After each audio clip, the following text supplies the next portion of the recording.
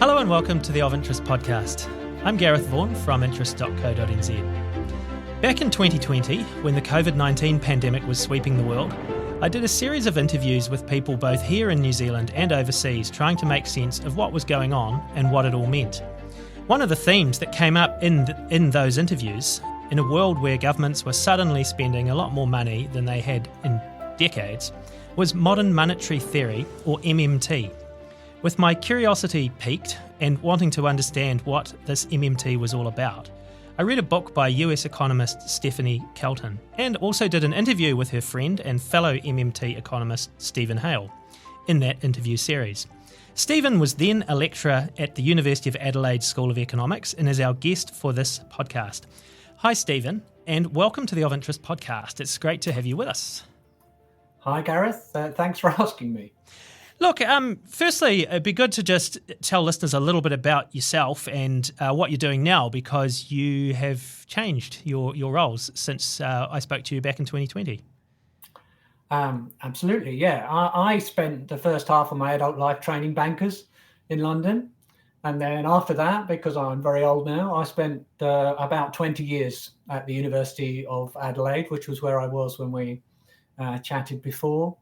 And early on in that period, for a variety of reasons, maybe it's not worth going through all of them now, I became aware of a new school of thought in macroeconomics and public finance called modern monetary theory. At the time I got into MMT, you could fit all the MMT economists in the world in a minibus. So that's how come I know some very famous people like Stephanie Kelton, who you just mentioned. Well, I'm not famous myself. We arranged a conference that you were just talking about at the University of Adelaide just before the pandemic in January 2020 that we were able to invite Stephanie along to, and a well-known Australian modern monetary theory economist called Bill Mitchell. And we also had some very famous ecological economists to talk about climate change and ecological sustainability generally, and what we need to try and do across the next few decades and across the next century if we're going to have a sustainable, friendly environment for our children and grandchildren to live in. We thought it was important to bring all these people together because I think whatever you want to achieve in terms of economic management in the future, it's really important to understand the monetary system properly. And I think mainstream economics still misrepresents how modern monetary systems work. And if modern monetary theory is a sort of instruction manual about how to use the monetary system, imagine, it's not a very good analogy, but imagine it's an instruction manual for a car. You want to know where you want to drive the car to, and that's where the ecological economics comes in. Now, after the conference, lots of people asked me about setting up a course that they could take. I think that the obvious route to go was the postgraduate route, a sort of graduate certificate and diploma and master's degree. And we wanted people to be able to do it wherever they were in the world. So we've got students in Auckland and Christchurch, but we've also got students in Honolulu and everywhere between. But the University of Adelaide School of Economics, much though I love them, is quite a conservative economics department.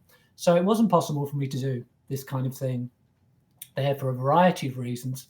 So I quit my job and with the help of a few people set up a not-for-profit called Modern Money Lab.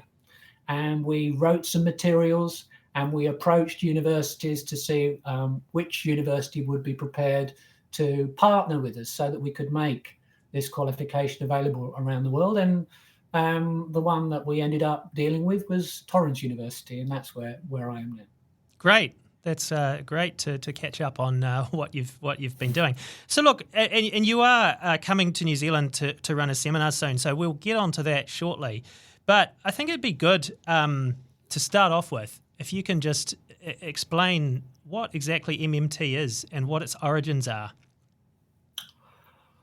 Well, in a nutshell, it's an approach to macroeconomics and public finance, which takes the way monetary systems work seriously. Mainstream economics, and some people, some listeners might be aware of this if you studied some economics, even if it was just at school or as a first-year subject at uni, more or less ignores money and finance and the monetary system. And if you do Econ 101, you do lots of diagrams about profit maximizing firms and perfect competition and monopoly, but you never really look at how businesses are financed or that sort of thing. And even when you get onto macroeconomics, you end up in a first year course maybe doing a week on money and banking right at the very end of the course, which is bizarre really when you think about how important finance is in the economy. And even then, it's a very oversimplified and in some ways misleading approach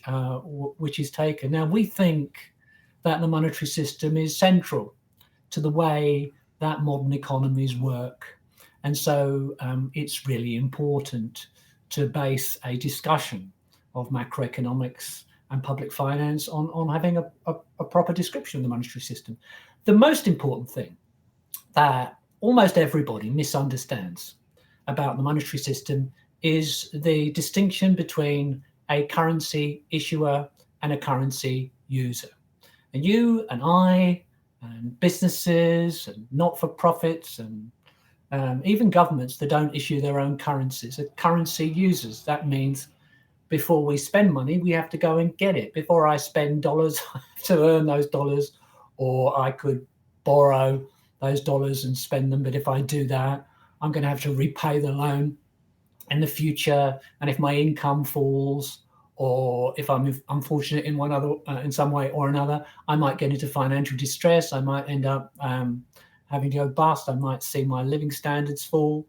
That's not true. And that way of thinking about finance, that you have to go and find dollars before you spend them, is not true for a currency issuer. It's not true for the Australian federal government. It's also not true for the New Zealand national government. Every dollar that the New Zealand national government ever spends is a new dollar. It is a deposit somewhere in the New Zealand monetary system. It's a deposit in somebody's bank account, and that bank also has a credit in its reserve account at the Reserve Bank of New Zealand. But these are new dollars. Every measure of the money supply, every monetary aggregate in New Zealand increases by $1 every time the New Zealand government spends $1. So you spend new dollars into the system if you're the New Zealand government, and then actually when you tax people later on, you're not finding dollars for the government to spend. Instead, you're deleting those dollars from people's bank accounts. So every dollar the government spends is the birth of $1. Every dollar of national taxation is the deletion of $1 from the system. So taxes do not, in a literal sense, in modern monetary systems, pay for national government spending. Instead, what they do is they reduce the spending power of the private sector to allow for more room within the productive capacity of the economy for the government to spend without that spending being inflationary. Now, that's really important to understand, because when the government has plans to invest in healthcare, transportation, climate change, housing, anything else that they're going to be spending in, when people say, where are you going to get the money? That's the wrong question to ask. The question that we need to ask about national government spending is always, where are the productive resources coming from? Where are the people? Where are the materials? Where's the technology? Where's the institutional capacity? Which businesses have spare capacity to meet the government's demand for what it wants to do? And that transforms your discussion about government economic policy. And it would have been very important. It's important in New Zealand now, but it would have been particularly important in New Zealand in the 10 years or so before the pandemic, when the New Zealand government was running, at least up from about 2014 onwards, was running surpluses, was deleting more dollars from the New Zealand economy than it was spending into the New Zealand economy, when interest rates were almost zero, and yet when there was more unemployment in New Zealand than there needed to be, when inflation was persistently below the Reserve Bank of New Zealand's target, and when New Zealand was suffering, as has been the case in Australia, with underinvestment in infrastructure and all the consequences of public austerity. Now, if there'd been a national debate based on the correct framing of the way the monetary system works, then I think there are lost opportunities during those years that would have been taken in both New Zealand and Australia. And for example, I think we'd be further along in terms of addressing climate change in both countries than we are at the moment. So I think all this is important. Obviously, coming out of the pandemic, we have had a major global surge in inflation. And here in New Zealand, we had our highest inflation in 32 years, peaking at 7.3%. And obviously, Australia was pretty similar to us, and other countries had higher inflation. Now, there's obviously been a lot of discussion and debate around the world of what caused this inflation. And as I mentioned in my intro, we did see in that period, we saw governments spending a lot more money than they had in the past. And, we had a wage subsidy here, and we had obviously financial support for businesses who were losing a lot of trade during lockdowns, and just when we weren't in lockdowns, but people weren't going out to restaurants and other places in the numbers they normally did. So it was supporting the economy, keeping it alive, I guess. But to what extent, I guess I'm interested in the MMT take on inflation, and to what extent do you believe or disagree with people who suggest that government spending was a major cause of that inflation, or the inflation we're still dealing with? Well, the first thing to say is that we've just been through about 3 of the 4 horses of the apocalypse. So if the worst problem that we're going to have in terms of reacting to that is a temporary increase in the inflation rate in New Zealand to just over 7% per annum, we've done pretty well. If we get nuclear war, you're going to see inflation. Of course you are. The second thing to say is, what was the alternative to supporting businesses and supporting people during the pandemic and during lockdowns in Australia, where I live in South Australia? Bizarrely, we had basically no lockdown at all. We just closed our borders.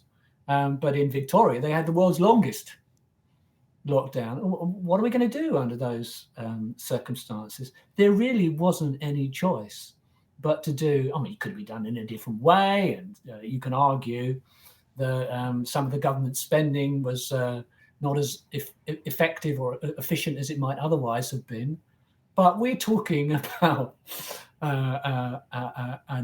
what immediately before I would have seemed almost an unimaginable catastrophe that governments were having to react to overnight. And I think on the whole, in most countries, including both of our countries, the governments did a pretty good job.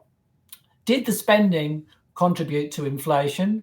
Well, to an extent, but every major central bank in the world that's researched the drivers of inflation following the pandemic said that most of it was to do with the supply side. That's not surprising, is it? Initially, we built a global economy with very fragile, incredibly complex supply chains, and they just collapsed during the pandemic. And subsequently, of course, once we got over the worst of that, we then had the Russia-Ukraine war, driving energy prices up and food prices too. And what you then find is that where the main initial driver of inflation is in the primary sector of the economy, especially with energy prices, later on, naturally, pretty much regardless of what the government's doing as far as macroeconomic policy is concerned, there are going to be secondary effects, because the secondary sector of the economy depends on the primary sector, and the tertiary sector depends on the secondary and the primary sector. So eventually, if you get a big increase in energy prices, it's going to feed through to the whole economy. And although this, for a variety of reasons, this didn't happen to the same extent that you might have expected, but where that then drives wages to increase as people look to be compensated for the increase in the cost of living from those rising prices. And there's going to be a secondary impact on inflation too. The inflation rate isn't going to come down as quickly as it went up. Now, none of that story is really about the demand side of the economy. That having been said, if you hadn't provided support to the economy and there had been a Great Depression, of course, the increase in the price level would have been very temporary and you would very rapidly had deflation and mass unemployment, but that's not a route that I would recommend anybody to consider going down. And the other thing that contributed to inflation was that during lockdowns, people were having their income maintained, but it was very difficult to spend it. So coming out of lockdown, of course, there was a surge in demand when you're still dealing with problems as far as supply chains are concerned. And so there was an inflationary impetus there too. Now, I'm quite happy to have those kinds of discussions about the causes of inflation and what we can learn about the recent inflationary episode with fellow economists or policymakers. But the sort of instinctive, the inflation rate went up, we must raise interest rates, we must have austerity, is just childishly simplistic and doesn't match up to research of central bankers and prominent economists like Isabella Weber, who've have done a lot of important work in this area, where they've looked at how the different sectors of the economy fit together and how the inflationary impetus, if that's the right word, spread from one sector to another. So I like to say that if you've got a flood in your basement, if you've got a problem, the basement of your home is flooding with water at the moment, then what you need to do to deal with that problem is to look for where the leak is. You need to think carefully about what's the cause of that flood and not just be in the context of inflation. It's important not to be oversimplistic about it. Politicians very often love the idea that if the inflation rate increases, you automatically react to that by raising interest rates, because it sort of reduces their responsibility for managing the economy. It pushes it off on the central bank, and conservative politicians and people that benefit from policies like privatization and deregulation also love the story that following a pandemic, the main problem was too much government spending. I don't even know whether they believe what they're saying. The fiscal support during the pandemic, of course, was then withdrawn anyway.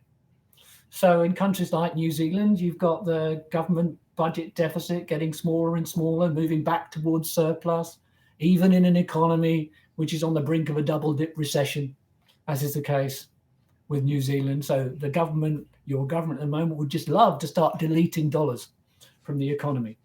Again, in an economy which is shrinking, where unemployment is rising worryingly at the moment, and where there are so many areas that people tell me are being underinvested in.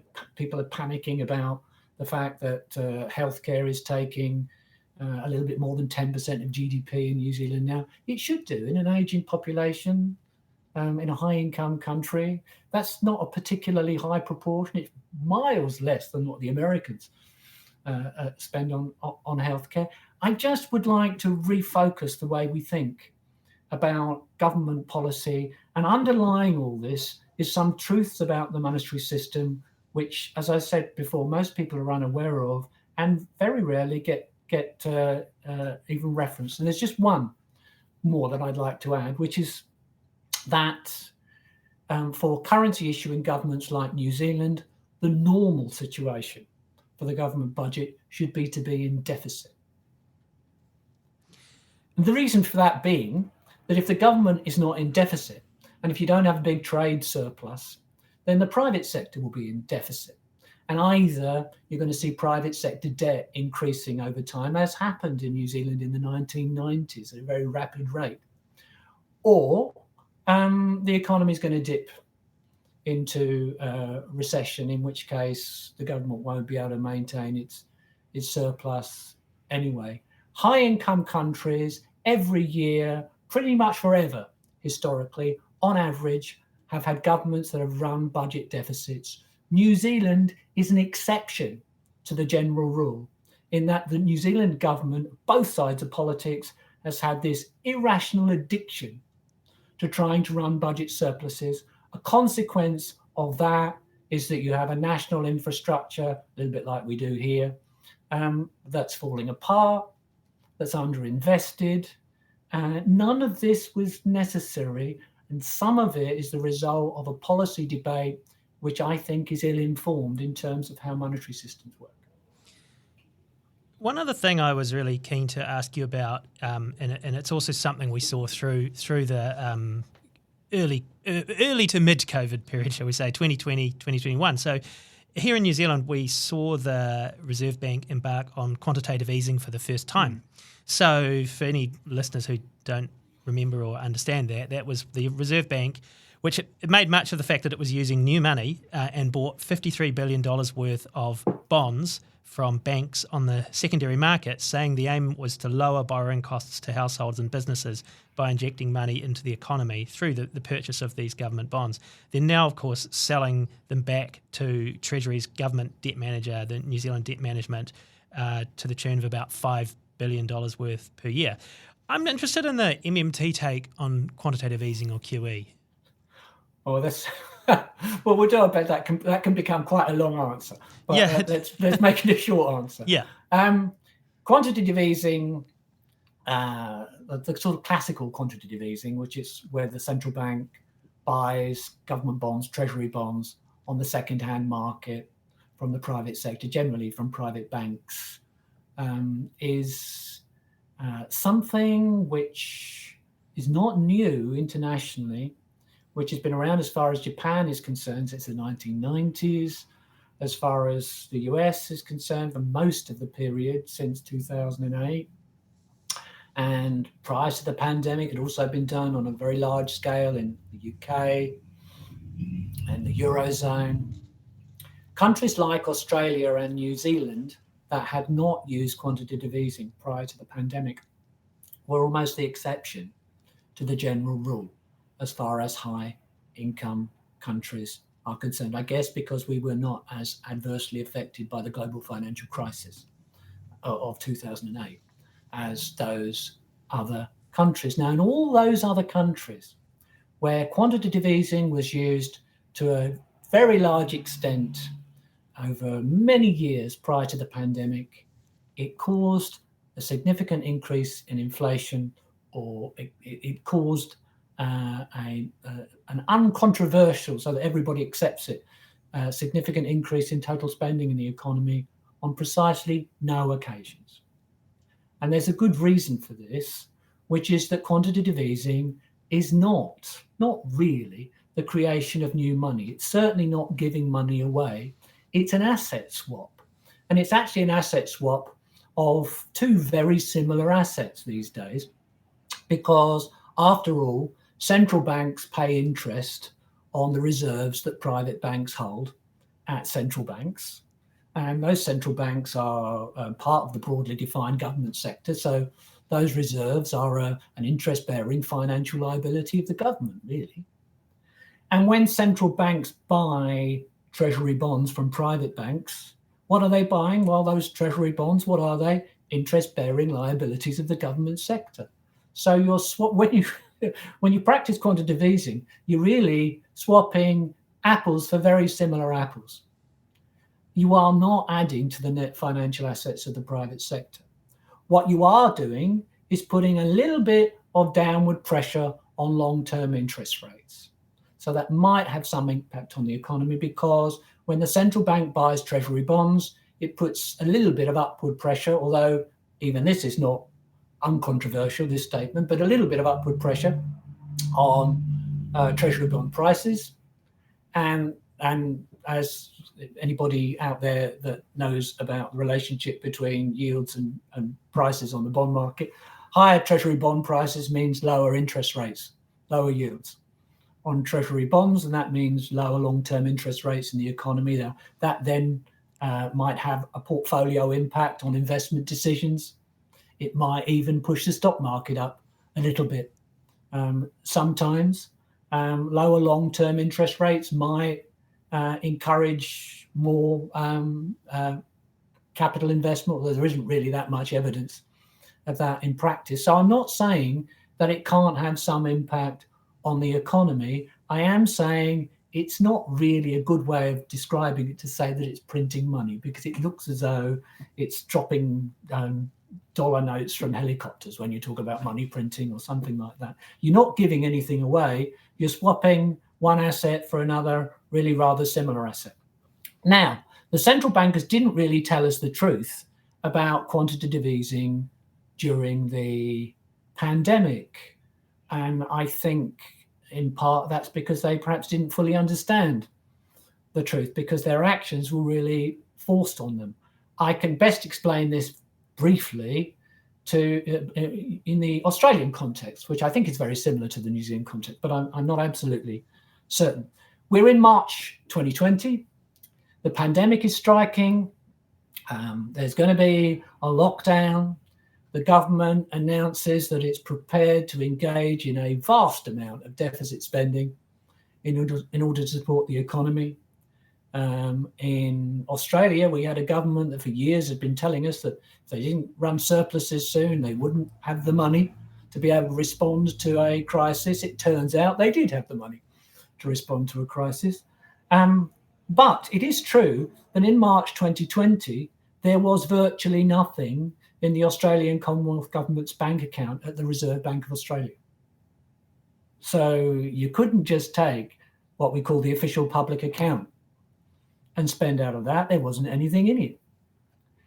All right, well, where were we going to get the dollars to engage in this deficit spending? Normally, you might imagine, you do that by auctioning treasury bonds.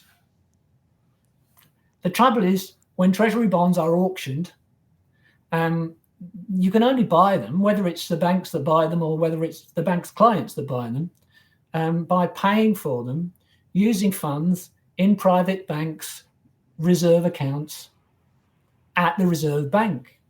And guess what? In March 2020, there was virtually nothing compared to the scale of what was going on in private banks' reserve accounts at the Reserve Bank. So the spending that the federal government engaged in was spending which, in this case, this should basically make the validity of modern monetary theory obvious to everybody. I thought it would at the time.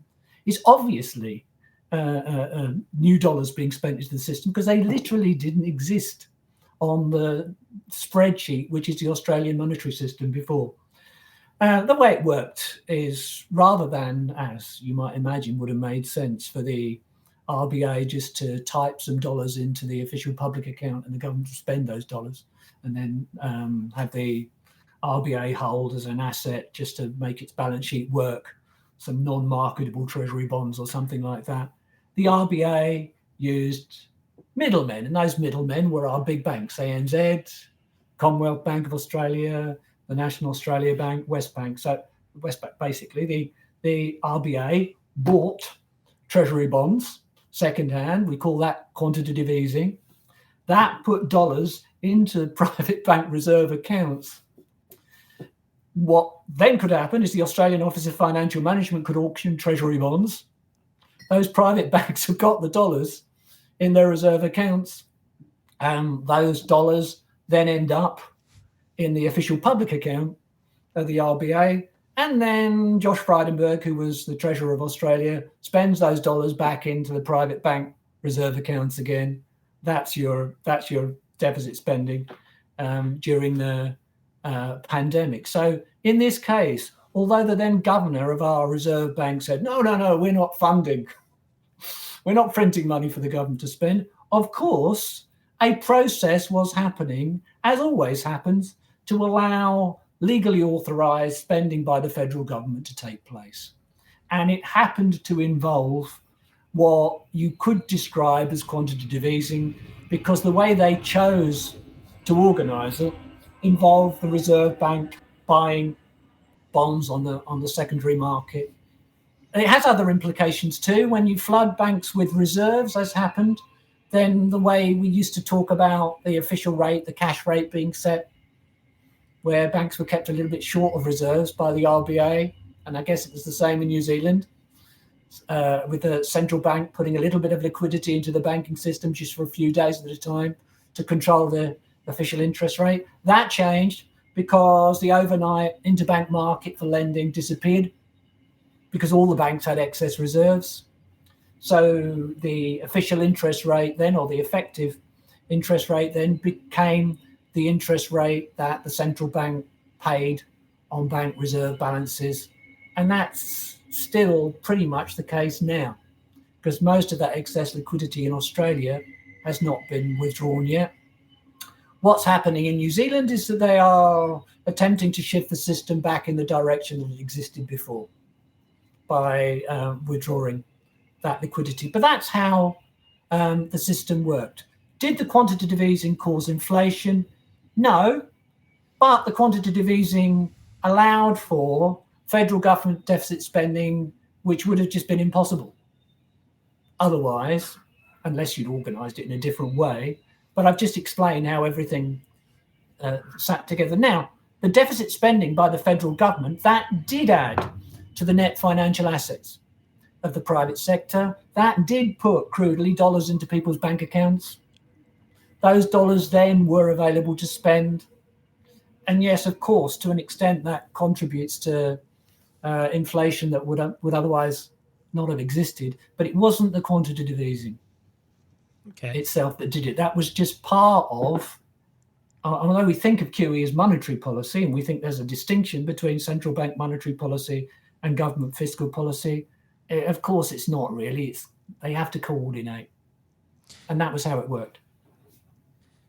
So I mentioned earlier that you are going to be visiting New Zealand and you're running a seminar over here. So here's an opportunity for you to give it a bit of a plug. So what are your plans and what are you hoping to achieve? Well, we've done this 13 times before, 12 times in Australia. And actually, the first 3 times we did it was in South Australia because it was during the lockdown when nobody could get in or out of the state. But we've done it 12 times in Australia. We had the chance to do it in Bernie Sanders' state in Vermont last year in the US, so we went over there. We had students on our master's degree from New Zealand, and they asked us to do something like this in Auckland. So we're going to be in Auckland on the weekend of the 10th and the 11th of August. And I've changed the weekend a little bit, but the basic idea of the weekend is to think about where we are now, not just in New Zealand. And I've got there's a PhD student from the University of Otago who's going to do a talk for us as part of the weekend, just so that we do have at least one person who's an expert in the New Zealand economy who's doing a talk across the weekend. But I'm not just talking about New Zealand, but as far as the world is concerned, where are we now? How did we get here? That really involves, right at the very beginning, thinking about what capitalism is and what different forms of capitalism have existed down the years and how things have evolved, particularly since about 1980 internationally, and how it is that what people take for granted about the world, which includes a lot of myths and misconceptions, have played a role in the evolution of our economies that's actually happened over that period, and where we'd like to go. So that's where we're starting.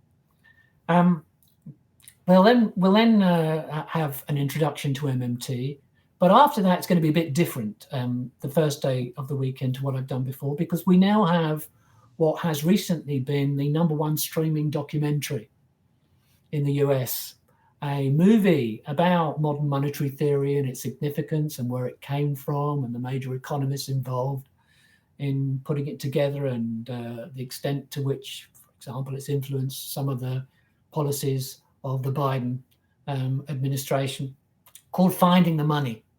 We're going to watch that on the afternoon of the first day, and then we'll have a Q&A session after that. The second day, the focus is going to be much more on ecological economics, climate change, sustainability generally, but we're also going to talk about inequality and the relationship that has existed between inequality and unemployment, underemployment, insecure employment down the years. And we'll talk about the idea of a federal job guarantee or a national job guarantee there, which is something that modern monetary theory economists often talk about. And the other thing that we want to talk about on the second day is trade and development. Then on the following day, on the Monday, we're going down to Wellington. And in the evening at Victoria University in Wellington, we're just going to show the movie and we're going to have a Q&A. I wanted to ask you about you mentioned climate change. I want to ask you about that and environmental issues. Obviously, we've got this push to decarbonise the economy that is underway to some extent. I mean, you can question how hard we're pushing towards it, but certainly we're talking a lot about it and we're making some efforts to do it. I'm just wondering, do you see the net zero push as more obtainable if you look at the world through an MMT lens than via a mainstream economics one? And also, should economic growth remain a key goal in our economies and societies? That's a big question, but... The second question we're going to deal with right at the very beginning of the weekend. We're going to come back to across the weekend, but gross domestic product is just an accounting aggregate. In itself, it really oughtn't to be that important. It's important that people have the wherewithal to have a good quality of life. So it's important that people have economic security. They have excellent, affordable public services. Sure, they're not overtaxed. There's an equitable taxation system. There is an effective healthcare system, good infrastructure, water, people have access to electricity, housing, all that kind of stuff is important.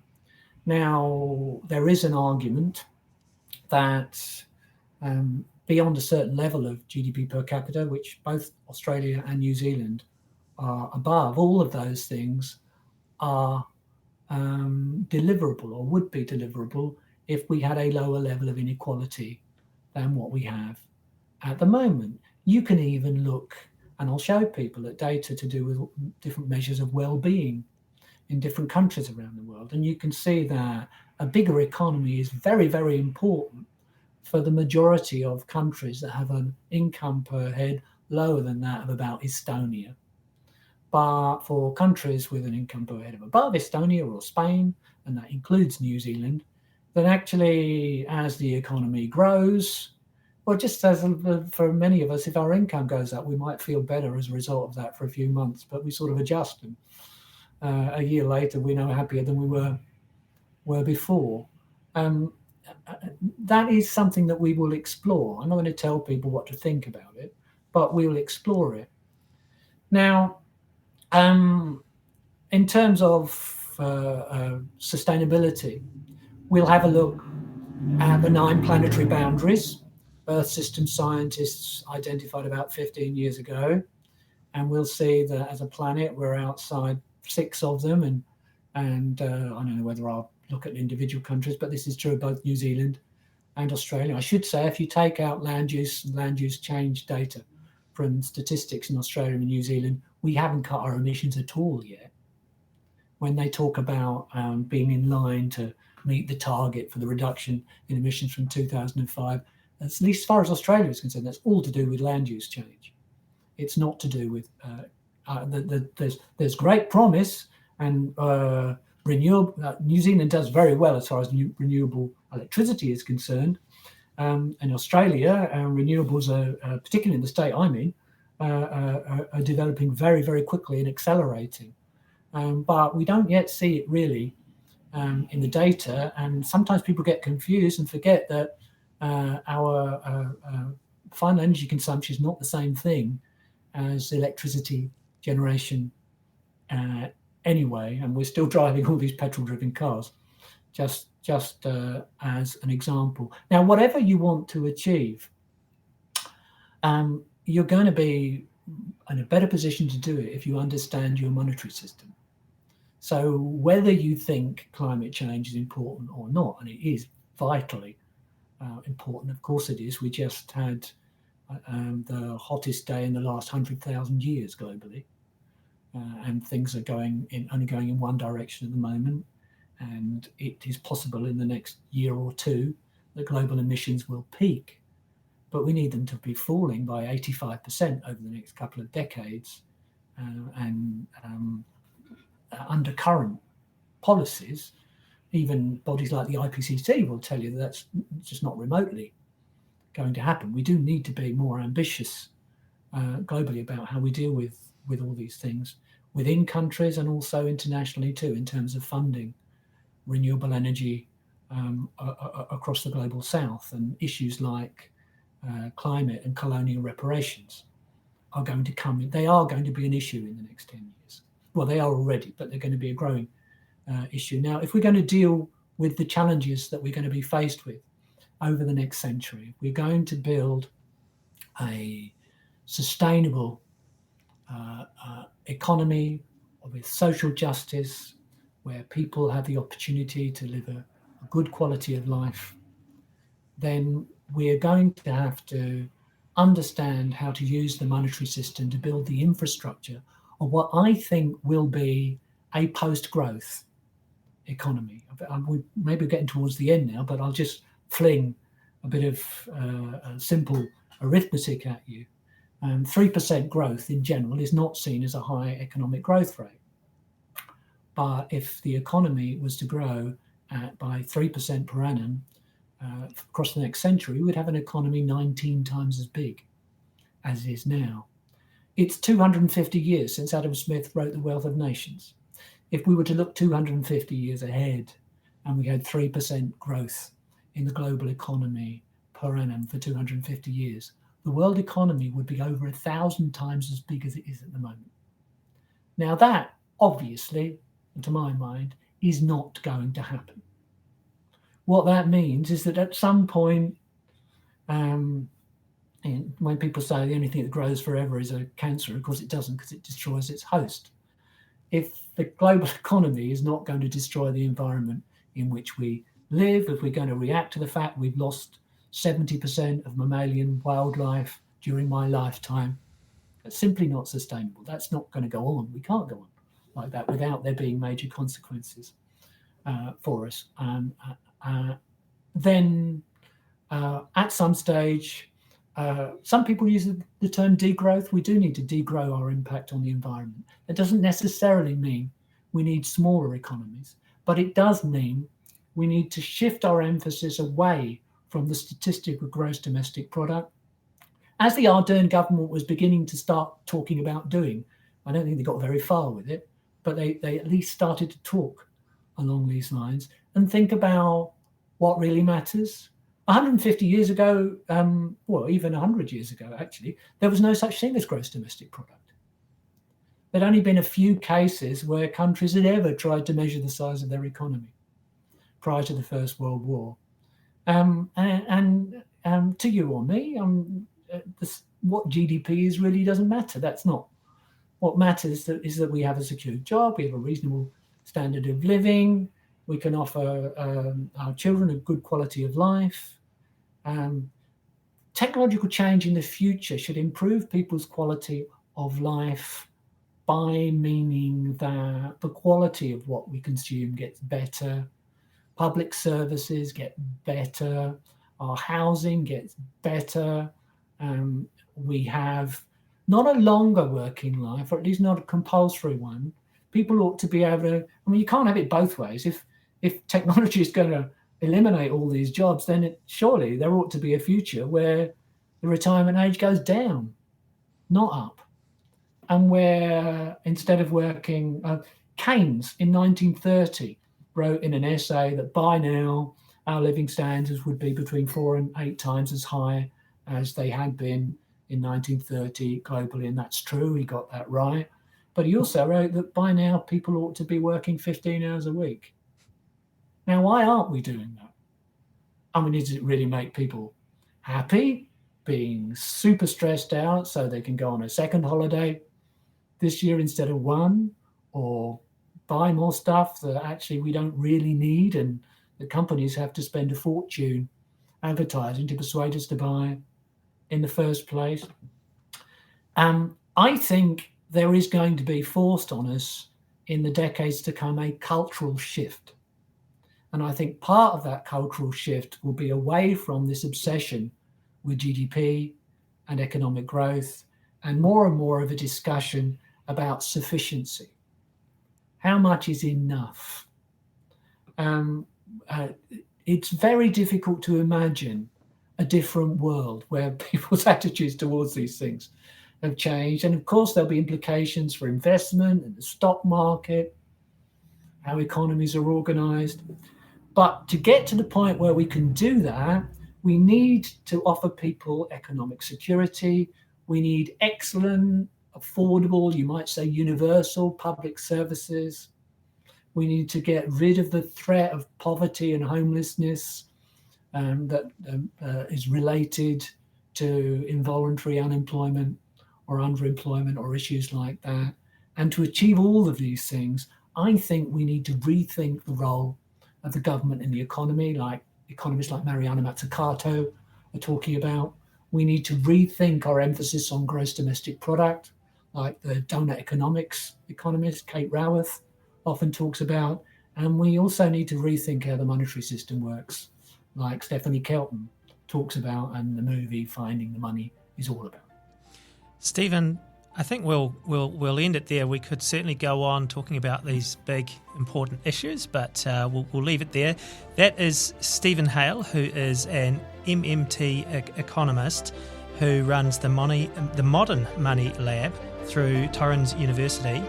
And I'm Gareth Vaughan from interest.co.nz with another episode of our Of Interest podcast.